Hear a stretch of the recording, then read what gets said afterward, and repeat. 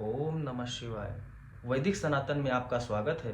श्री शिव महापुराण में विद्वेश्वर संहिता के 16वें अध्याय का श्रवण करेंगे। इस अध्याय में मृतिका आदि से निर्मित देव प्रतिमाओं की पूजन की विधि, उनके लिए नैवेद्य का विचार, पूजन के विभिन्न उपचारों का फल, विशेष मास, वार, तिथि एवं नक्षत्रों के योग में पूजन का विशेष फल तथा लिंग के वैज्ञानिक स्वरूप के विवेचन के बारे में जानेंगे। ऋषिगण बोले, हे साधु शिरोमणि, अब पार्थिव प्रतिमा की पूजन का वह विधान बताइए जिस पूजा के विधान से समस्त अभीष्ट वस्तुओं की प्राप्ति होती है। सूत जी बोले, हे महर्षियों, तुम लोगों ने बहुत उत्तम बात पूछी है। पार्थिव प्रतिमा का पूजन सदा संपूर्ण मनोरथों को देने वाला है तथा दुख तत्काल निवारण करने वाला है। मैं उसका वर्णन करता हूँ, ध्यान देकर सुनिए। हे द्विजों, यह पूजा अकाल मृत्यु को हरने वाली तथा काल और मृत्यु का भी नाश करने वाली है। यह शीघ्र ही स्त्री, पुत्र और धन धान्य को प्रदान कराने वाली है। इसलिए देव प्रतिमाओं का पूजा इस भूतल पर अभीष्टदायक मानी गई है। निश्चय ही इसमें पुरुषों और स्त्रियों का भी अधिकार है। गणेश, सूर्य, विष्णु, दुर्गा और शिव जी की प्रतिमा का एवं शिव जी के शिवलिंग का द्विजों को सदा पूजन करना चाहिए। पूजन जनित फल की सिद्धि के लिए 16 उपचारों द्वारा पूजन करना चाहिए। पुष्प से प्रोक्षण और मंत्र पाठ पूर्वक अभिषेक करें। चावल से नैवेद्य तैयार करें। सारा नैवेद्य एक कुड़व यानी कि लगभग पाव भर होना चाहिए। घर में पार्थिव पूजन के लिए एक कुड़व और बाहर किसी मनुष्य द्वारा स्थापित किए गए शिवलिंग के लिए एक प्रस्थ यानी शेर भर नैवेद्य तैयार करना आवश्यक होता है। ऐसा जानना चाहिए। देवताओं द्वारा स्थापित शिवलिंग के लिए 3 शेर और स्वयं प्रकट हुए शिवलिंग के लिए 5 शेर नैवेद्य तैयार करना चाहिए। ऐसा करने से पूर्ण फल की प्राप्ति होती है। इससे 2 गुना या 3 गुना करने पर और अधिक फल प्राप्त होता है। इस प्रकार बार बार पूजन करने से द्विज सत्य लोक को प्राप्त कर लेता है। मनुष्य द्वारा स्थापित शिवलिंग के लिए, ऋषियों द्वारा स्थापित शिवलिंग के लिए 100 प्रस्थ और स्वयंभू यानी स्वयं से निकले हुए शिवलिंग के लिए 1 सहस्त्र यानी 1000 प्रस्थ नैवेद्य निवेदन किया जाए तथा जल, तैल आदि एवं गंध द्रव्यों की भी यथा योग्य मात्रा रखी जाए, तो यह उन शिवलिंगों की महापूजा बताई गई है। देवताओं का अभिषेक करने से आत्मशुद्धि होती है, गंध से पुण्य की प्राप्ति होती है, नैवेद्य अर्पण करने से आयु बढ़ती है और तृप्ति होती है, धूप निवेदन करने से धन की प्राप्ति होती है, दीप दिखाने से ज्ञान का उदय होता है और तांबूल समर्पण करने से भोग की उपलब्धि होती है। इसलिए स्नान आदि 6 उपचारों को यत्न पूर्वक अर्पित करें। नमस्कार और जप ये दोनों संपूर्ण अभीष्ट फल को देने वाले होते हैं। इसलिए भोग और मोक्ष की इच्छा रखने वाले लोगों को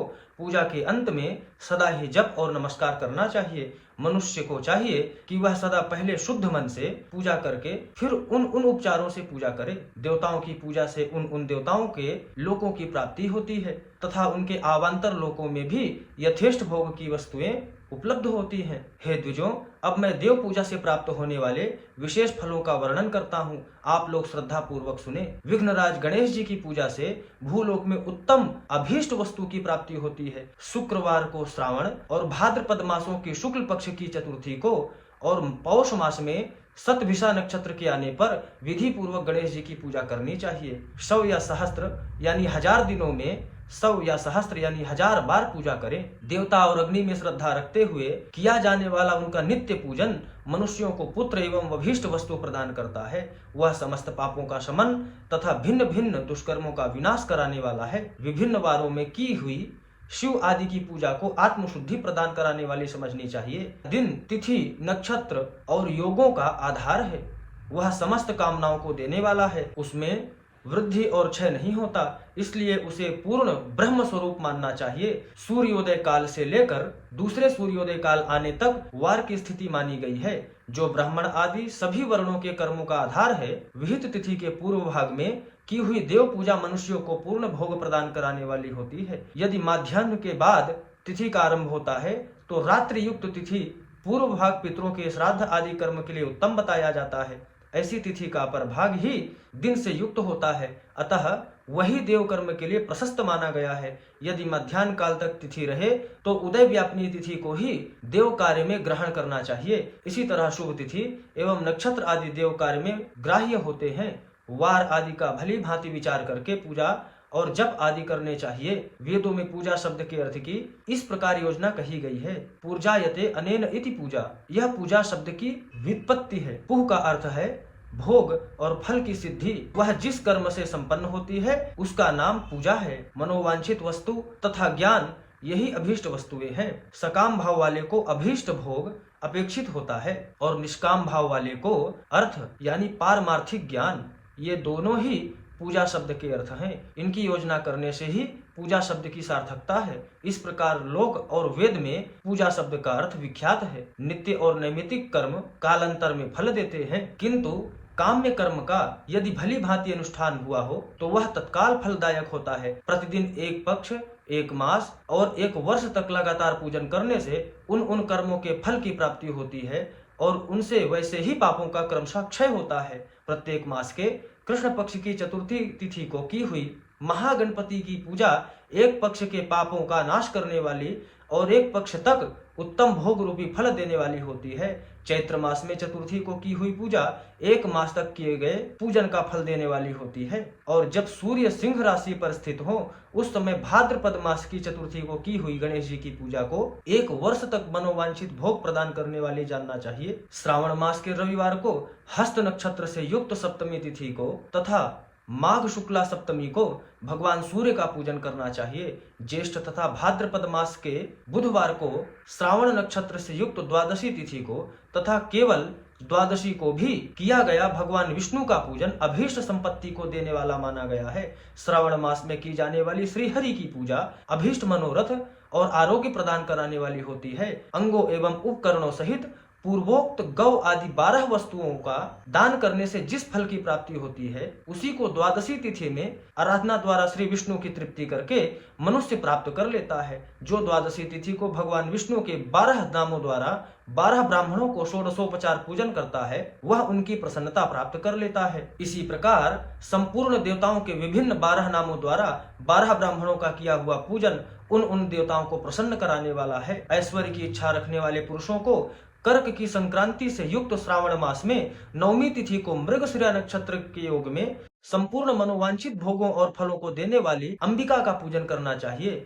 आश्विन मास के शुक्ल पक्ष की नवमी तिथि संपूर्ण अभीष्ट फलों को देने वाली है। उसी मास के कृष्ण पक्ष की चतुर्दशी को यदि रविवार पड़ा हो तो उस दिन का महत्व विशेष बढ़ जाता है। उसके साथ ही यदि आर्द्रा और महाआर्द्रा सूर्य संक्रांति से युक्त आर्द्रा का योग हो तो उक्त अवसरों पर की हुई शिव पूजा का विशेष महत्व माना गया है। माघ कृष्ण चतुर्दशी को शिव जी की हुई पूजा संपूर्ण अभीष्ट फलों को देने वाली है। वह मनुष्यों की आयु बढ़ाती है, मृत्यु को हटाती है और समस्त सिद्धियों को प्राप्त कराती है। ज्येष्ठ मास में चतुर्दशी को यदि महाआर्द्रा योग हो अथवा मार्ग शीर्ष मास में किसी भी तिथि को यदि आर्द्रा नक्षत्र हो तो उस अवसर पर विभिन्न वस्तुओं की बनी हुई मूर्ति के रूप में शिव जी की जो 16 उपचारों से पूजा करता है उस पुण्यात्मा के चरणों का दर्शन करना चाहिए। भगवान शिव की पूजा मनुष्यों को भोग और मोक्ष देने वाली है, ऐसा जानना चाहिए। कार्तिक मास में प्रत्येक वार और तिथि आदि में देव पूजा का विशेष महत्व है।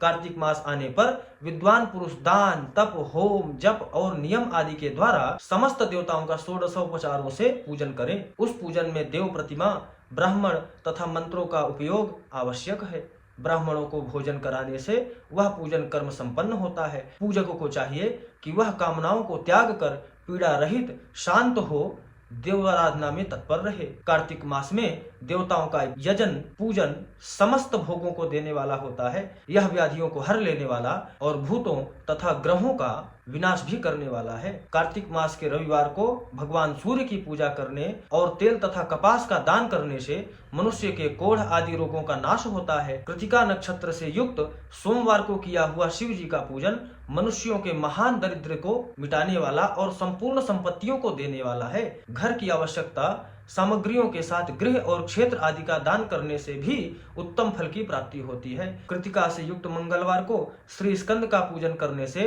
तथा दीपक एवं घंटा आदि का दान देने से मनुष्यों को शीघ्र ही वाक सिद्धि प्राप्त होती है। कृतिका युक्त बुधवारों को किया हुआ श्री विष्णु जी का यजन तथा दही भात का दान मनुष्यों को उत्तम संतान की प्राप्ति कराने वाला होता है। कृतिका युक्त गुरुवार को धन से ब्रह्मा जी का पूजन तथा मधु सोना और घी का दान करने से मनुष्यों के भोग वैभव की वृद्धि होती है। कृतिका युक्त शुक्रवारों को गजानन श्री गणेश जी की पूजा करने से तथा गंध पुष्प एवं अन्न का दान देने से मनोवांछित सुख भोग योग्य पदार्थों की वृद्धि होती है। उस दिन सोना चांदी आदि का दान करने से वंध्या को भी उत्तम पुत्र की प्राप्ति होती है। कृतिका युक्त शनिवार को दिक्पालों वंदना, दिग्गजों नागों, सेतुपालों का पूजन और त्रिनेत्रधारी रुद्र तथा पापहारी विष्णु का पूजन ज्ञान की प्राप्ति कराने वाला है। ब्रह्मा, धन्वंतरी एवं दोनों अश्विनी कुमारों का पूजन करने से रोग तथा अल्प मृत्यु का निवारण होता है और तात्कालिक व्याधियों की शांति होती है।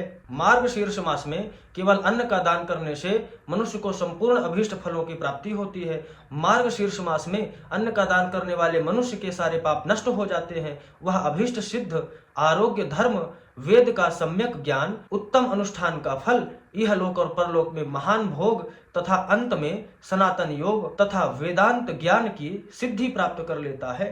शिवलिंग और शिव भक्त की पूजा करके मनुष्य मोक्ष प्राप्त करता है। हे द्विजों, जो इस अध्याय को ध्यान पूर्वक पढ़ता सुनता है उसकी शिव भक्ति सदृढ़ होकर बढ़ती है। इस प्रकार श्री शिव महापुराण के अंतर्गत प्रथम विद्वेश्वर संहिता में पार्थिव पूजा आदि प्रकार के वर्णन नामक 16वां अध्याय संपूर्ण हुआ। ओम नमः शिवाय।